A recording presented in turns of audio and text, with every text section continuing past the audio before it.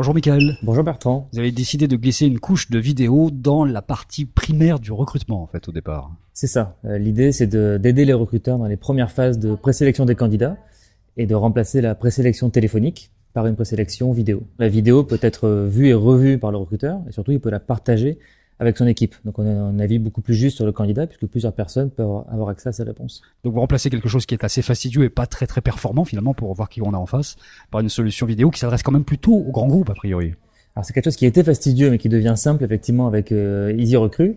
Et l'idée c'est de simplifier le processus. Alors ça s'adresse effectivement dans un premier temps surtout aux grands groupes qui recrutent, qui ont des forts volumes de recrutement. Qui recrutent en direct. Et qui recrutent en direct sans pas forcément passer par les cabinets. Mais aujourd'hui, 30% de nos clients sont des ETI, des PME, voire des startups qui utilisent la solution pour le recrutement du quotidien. Donc c'est pas forcément que pour les grands groupes. Il y a des vidéos froides et des vidéos chaudes, on va dire, les lives et les différés. Je sais pas, mais en tout cas, on peut faire du live avec les candidats. Ouais, tout à fait. Donc au début, on a commencé par l'entretien vidéo différé. C'est comme ça qu'on s'est fait connaître. Et on a une forte demande de nos clients pour faire l'entretien vidéo en direct pour aller un peu plus loin dans le processus avec certains candidats. Donc l'idée, c'est de faire des entretiens un peu comme on peut le faire sur Skype, mais directement sur la plateforme EasyRecruit. Est-ce que vous avez déjà eu des phases de recrutement qui sont allées quasiment au bout avec le système vidéo? Nous, on l'a fait. Par exemple, pour nous, ça nous est arrivé de le faire une fois, et certains de nos clients l'ont fait. Et ce qu'il faut savoir, c'est que 45% des recruteurs aujourd'hui se disent prêts à recruter sans rencontrer le candidat. Donc, c'est quand même une tendance de fond sur le marché, qui est qu'on va recruter directement en ligne.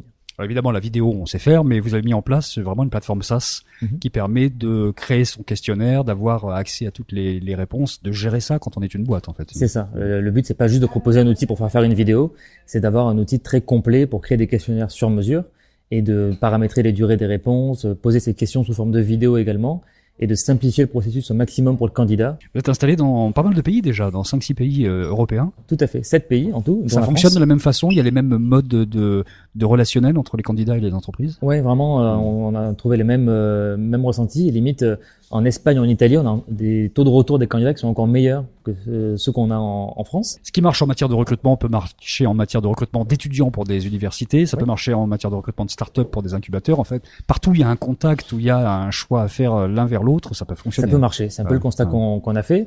Donc aujourd'hui, on travaille avec des grands groupes qui recrutent, on travaille avec des écoles, on travaille avec Schema, avec l'EM Lyon, avec la Bocconi en Italie qui passe par EasyRecruit pour le recrutement de leurs étudiants.